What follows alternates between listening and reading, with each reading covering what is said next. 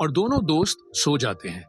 अगली सुबह जल्दी से तैयार होकर रुद्र और कृष्णा कॉलेज के लिए निकल जाते हैं।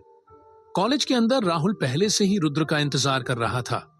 वह सोच कर आया था कि वह सारे कॉलेज के सामने रुद्र को इतना बेइज्जत करेगा कि वह कभी भी किसी के सामने सर नहीं उठा पाएगा। राहुल जब रुद्र और कृष्णा को आते हुए देखा है तो उसे आज कृष्ण के चेहरे पर एक अलग कॉन्फिडेंस दिखता है जो आज से पहले कभी नहीं देखा था। लेकिन फिर भी राहुल और रुद्र और कृष्ण के सामने जाकर खड़ा हो जाता है और कहता है कि आओ रे आओ, देखो इस फटीचर को जो रोज मुंह उठाकर इस कॉलेज में आ जाता है। लोगों के सामने रुद्र की बेइज्जती करने के लिए राहुल कहता है कि देखो इस फटीचर की गर्लफ्रेंड आज मेरे साथ है, क्योंकि यह उसे खुश करने के लिए कुछ भी नहीं कर सकता है, इसीलिए इसके गर्लफ्रेंड ने इसे छोड़ दिया। सारे कॉलेज के स्टूडेंट रुद्र पर हंसने लगते हैं और आपस में बात करने लगते हैं कि कैसे रुद्र के गर्लफ्रेंड ने उसे छोड़ दिया। रुद्र को पहले तो बहुत बुरा लगता है, फिर वह अपने आप को समझाना लगा और फिर राहुल को टोंट में जवाब देते हुए कहता है कि वह कभी भी बेकार की चीजों का इस्तेमाल नहीं करता है, इसीलिए उसने उसे छोड़ दिया। पिंकी जो आज तक खड़ी हुई सारी बातें सुन रही थी, वह रुद्र के स्टोन को सुनकर रुद्र को कहती है कि मैं बेकार नहीं, तुम फटीचर हो जो कि मेरा खर्चा भी नहीं उठा सकता, जो मुझे एक फोन देने के लिए कई दिनों तक भूखा रहता है। रुद्र इससे पहले कुछ खाता। तभी राहुल कहता कि इस फटीचर को इतनी औकात भी नहीं कि अपनी एक गर्लफ्रेंड को एक फोन पर गिफ्ट कर सके, इस बात पर वर्क है।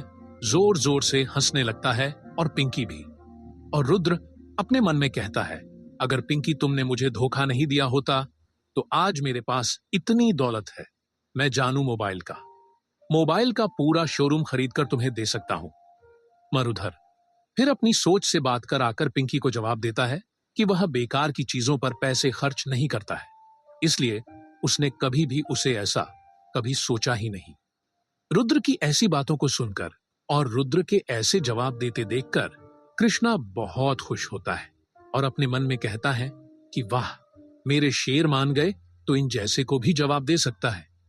रुद्र का आज एक ऐसा अलग अंदाज देखकर पिंकी को तो विश्वास ही नहीं हो रहा कि रुद्र ऐसे भी जवाब दे सकता है, और वह फिर गुस्से में रुद्र को जलाने के लिए राहुल की बाह पड़कर उसे कहती है कि राहुल, आज हम लोग दोनों अब मेरे लिए एक नया फोन लेने चलेंगे और उसके बाद होटल में भी चलेंगे।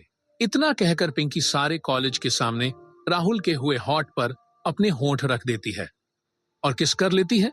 रुद्र को यह सब देखकर बहुत बुरा लगता है, लेकिन वह फिर अपने आप को समझ लेता है कि जो कुछ भी होता है अच्छे के लिए होता है। राहुल पर पिंकी को अपने बाहों में भरकर कहता है कि बेबी, हम होटल में भी चलेंगे और उसके आगे भी कुछ करेंगे, और रुद्र को ताना मारते हुए कहता है कि इसमें जैसे लोगों के बस के कुछ नहीं है, यह सिर्फ इस धरती पर बोझ है। राहुल की ऐसी बातों को सुनकर कृष्णा कहता है कि तुम जैसे लोग ही होते हैं जो कचरे को अपने साथ रखा करते हैं, और ऐसा कहकर वह रुद्र को ताली देकर हंसने लगता है। कृष्णा की बात सुनकर राहुल उस गुस्से में कहता है कि तुम बोलो मत कि मैं भी इस शहर की जानी मानी एक फैमिली से शर्मा फैमिली का बेटा हूं। तो उसके बाद को बीच में काटते हुए कृष्णा कहता है कि मानता हूं कि तुम और मैं दिल्ली की जानी मानी फैमिली इसमें से हैं, तो क्या हमेशा अपने परिवार की ताकत पर उछलते रहते हुए होते हो? तो खुद पर भी कुछ करके दिखाओ तो मानेंगे हम तुम शर्मा परिवार के बेटे कहलाने के लायक हो। थोड़ी देर के आप में ऐसे ही तो मैं होली के बाद बात इतनी बढ़ जाती है कि राहुल के दोस्तों में और कृष्णा और रुद्र में आपस में लड़ाई हो जाती है।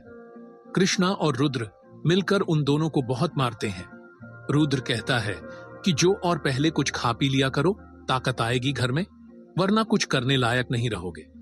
रुद्र के ताने को सुनकर राहुल कहता कि इसका देख लेना, रुद्र इस बात का बदला मैं तुमसे लूंगा, और ऐसा बदला लूंगा कि तुम कहीं मुंह दिखाने के काबिल नहीं रहोगे।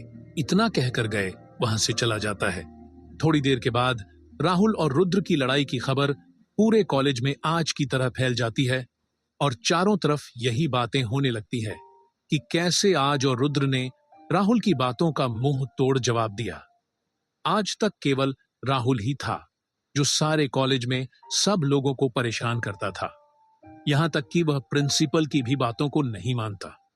पिंकी और राहुल के कार में बैठकर वहां से निकल जाते हैं और कुछ देर चलने के बाद वे दोनों एक बार के बाहर आकर रुकते हैं और अंदर चले जाते हैं और बार काउंटर पर बैठकर और राहुल बार बटेंडर से कहते हैं कि वह बार टेंडर से कहता है कि वह इस बार की सबसे महंगी बोतल लेकर आए, तो बार टेंडर राहुल को वह बोतल दे देता है क्योंकि राहुल उसे बार का रेगुलर कस्टमर है।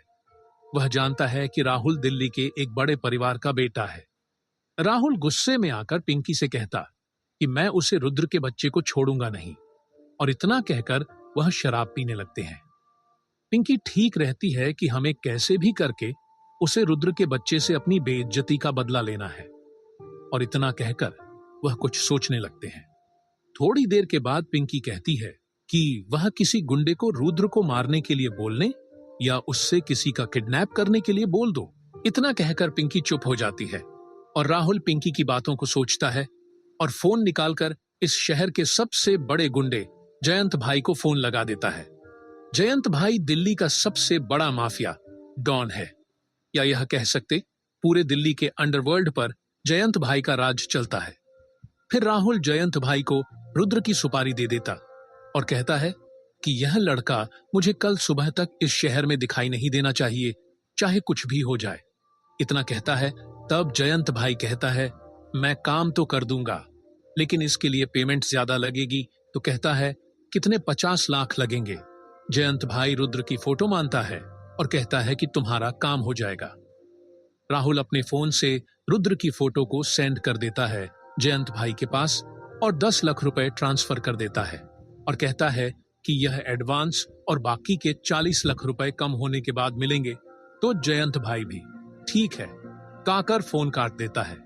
उधर फिर फोन काटने के बाद जयंत भाई अपने आदमियों को कहता है कि जो ऐसा फोटो वाले लड़के को जाओ और ढूंढो, और जहां भी मिले इसे उठाकर अपने गोदाम पर लेकर आओ। आज हम इस लड़के का गेम बजाने का कॉन्ट्रैक्ट मिला है। इतना कहकर जयंत भाई के सारे आदमी रुद्र को ढूंढने के लिए निकल जाते हैं। वहीं दूसरी तरफ रुद्र कॉलेज में सारे क्लासेस लगाने के बाद निकल जाता है और कृष्णा रुद्र से कहता है कि भाई अब क्या प्लान है? तो रुद्र कहता है कि पहले होटल पर जाऊंगा जहां पर मैं काम करता हूं और उसके बाद सोचूंगा कि आगे क्या करना है। तो कृष्णा उसे याद दिलाता है और कहता है कि भाई पैसे कहां खर्च करेगा?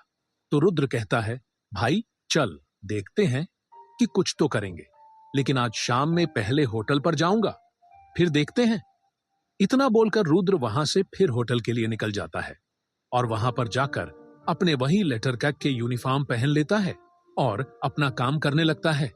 जब मालिक रुद्र को आया हुआ देखा है तो वह रुद्र को कहता है कि रुद्र आज से मैं तुम्हें जब से निकल रहा हूं, जब देखो तुम और हर रोज लेते ही आते हो। तो रुद्र एक बार मैनेजर को देखा है और फिर मालिक को देखा है। मालिक कहता है कि रुद्र मैनेजर क्यों भूल रहे हो? तो रुद्र कहते कि क्या कर, मैनेजर साहब ने मेरी शिकायत की है, मैं या कोई गलती किया? तो मैनेजर कहता कि रुद्र ऐसी कोई बात नहीं है बेटा, क्योंकि मेरा होटल पहले ही नुकसान में चल रहा है और मैं आगे तुम्हारी तनख्वाह भी नहीं दे पाऊंगा। मेरा होटल बिकने की कगार पर आ चुका है, क्या पता मुझे होटल ही बंद करना पड़ जाए, इसीलिए मैं तुझे यहां से जाने के लिए कह रहा हूं। तब रुद्र कहता है कि सर ऐसा कैसे हो सकता है, एक दिन के अंदर होटल में ऐसा क्या हुआ? तो मैंने मालिक कहता है कि पता नहीं बेटा, शायद शर्मा ग्रुप है जो हमारे इस होटल को बर्बाद करना चाहता है। जब रुद्र यह सुनता है तो उसको कहीं ना कहीं इसके पीछे राहुल का हाथ लग रहा था और वह कहता है कि सर चिंता मत कीजिए, सब कुछ ठीक हो जाएगा। और उधर फिर वहां से चला जाता है और वहां से निकालकर वह कुछ सोचता है कि अब तो जरूर कुछ करना ही पड़ेगा। अब क्या होने वाला है? राहुल रुद्र से बदला लेने के लिए क्या सच में उसे मार देगा या रुद्र किसी तरह बच जाएगा? इन्हीं सब सवालों का जवाब जानने के लिए listen to my story a billionaire boy.